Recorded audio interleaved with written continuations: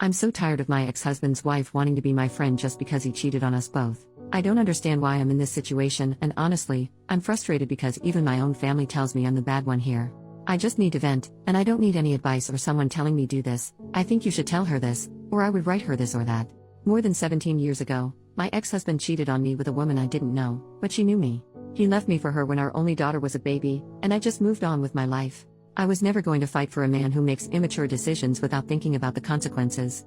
He married that woman, and I continued with my life, preferring a healthy co-parenting situation for my daughter. He never showed remorse and even told me that our relationship was always a mistake and that she was the love of his life. That helped me realize he was a complete jerk, and I didn't need a man like that in my life. Now, he has cheated on her, and for some reason, this woman, who always had a cold and distant relationship with me, insists on talking to me every day. I found out about the infidelity from my daughter, who wasn't affected by it, so I didn't think much about it. The only thing that concerned me was whether he could continue having our daughter at his house on weekends as usual. But his wife started sending me messages explaining what happened when I never asked her to. In the past, I only spoke to her if her husband didn't respond to my texts about our daughter. It's obvious she needs someone to talk to, and even when I respond with short, dry answers, she still sends me long voice notes explaining everything. I get that she needs to vent about her husband's infidelity, but why me?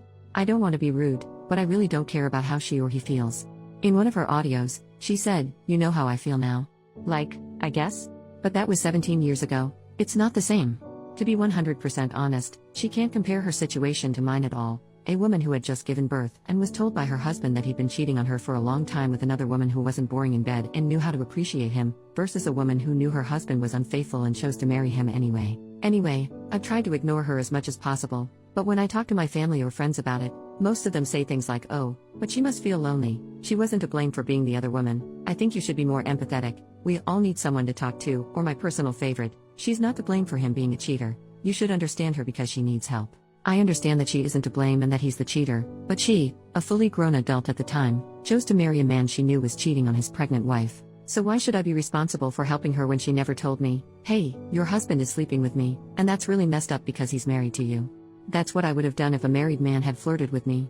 Now, if she didn't do any of that, why should I, as a feminist, feel obligated to be her friend? It doesn't make sense, and the worst part is that almost all the women around me tell me I should help her and listen to her, even though I don't want to or feel any empathy for her or for him. I think she and my ex knew exactly what they were getting into. I don't understand why I should be her free therapist now. Being cheated on is not my entire identity. I don't need to talk about it 24/7 with her. I've chosen to ignore her, and that's what I'm going to keep doing, even if it makes me a bad feminist for not feeling empathetic. Edit, no, I can't block her because she still lives with him, and I need her contact information in case of an emergency with my daughter. And honestly, it's strange how many people are commenting or even sending private messages telling me what I should say to her or writing what they think I should feel. I'm sorry, but there's no way I'm going to use a stranger's message, who doesn't know me or the whole situation, to communicate with someone. I feel like a lot of people in the comments are projecting their own experiences. Update, 13 days later. Hi, it's been a while since I posted, and I just wanted to give a little update for those who were worried. First of all, my mother was in a long-term relationship as the other woman during my teenage years and into adulthood. Their relationship lasted many years until he passed away, and I don't think his wife ever found out about the affair. That's why my mom manipulates me into not judging my ex's wife, saying no one chooses who they fall in love with. My mother has always seen herself in that woman, which is why she said that my ex-husband, his lover, now wife, were soulmates and that I shouldn't interfere. I was very young at the time, and my mother was the only one I could rely on for support. Well, narcissists always latch onto vulnerable people. Nowadays, I don't have much contact with her, but my daughter spends time with my family. As for my friends, I'm a feminist activist, and opinions about the other woman are mixed, especially among my more liberal friends. Often, judging the other woman is seen as misogynistic, with people saying they're single. It's the man who's at fault, and we need to show solidarity with other women. So, I expected that reaction from most of them. I agree with this in most cases, but not this one. I can feel empathy when the woman didn't know or was being groomed as a minor, but in this case, I don't feel any pity because she knew exactly what she was doing. Women can also be mean and cruel.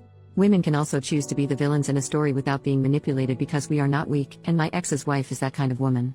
No one forced her into anything. Sorry if that explanation was unnecessary, but there were people who didn't understand my family's and friends' behavior, and it feels good to vent. I ended up speaking with my ex's wife because, a few days ago, I had an incredibly stressful day, and the last thing I needed was to see her messages on WhatsApp. I exploded. I had planned to continue ignoring her, but that day, I was upset about work, and I ended up telling her everything. I sent her a voice note explaining that I am not interested in her life or her suffering. I told her that we are not friends, and I don't want to be. She never apologized to me, and now she expects me to bond with her over being cheated on by the same man. I said other things too, and while I wish I could post the voice notes here, they were over 5 minutes of me telling her that our situations are not the same. It was probably the greatest catharsis I've ever had. She got upset, and we argued. It was exhausting, and the last thing I want is conflict after 17 years of peaceful co-parenting. I know they won't get divorced, which means she'll remain in my life, so I sent my ex a message with one of her voice notes. I went through them all, and she never once apologized. Not that I need her apology, I don't care, but people asked. The messages were just complaints and attempts to have me join her in venting about him or being her unpaid therapist. I told my ex he needed to tell his wife to back off and see a therapist. He apologized and said they're working on their marriage, and she's still feeling angry and insecure, obviously. Since I went through the same thing, she felt we could bond over it. He mentioned that they started attending online workshops run by some couple teaching people how to get over infidelity. Sometimes I'm envious of people who can scam others so easily. I told him that I am not friends with her, and this is affecting our co-parenting. He needed to put a stop to it if she didn't understand my words. He reluctantly agreed to speak to her, and I've gone 3 days without hearing from her, except for a message today telling me that my daughter was asleep at their house. I guess it worked. I don't care whether they have a happy or miserable marriage. I don't care if she's happy knowing he cheated on her but stayed. I just want to live in peace without dealing with people in their 40s who still act like they're in high school.